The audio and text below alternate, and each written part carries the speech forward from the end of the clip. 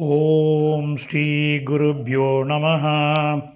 ஹரிஹி ஓம். பகவத்கீதா இன்னைக்கு quiz number 42. இது 9th சாப்டரில் கடைசி quiz for the slokas 31 to 35. Time and again we have been requesting you to go through the text of each slokam which have been circulated in last week.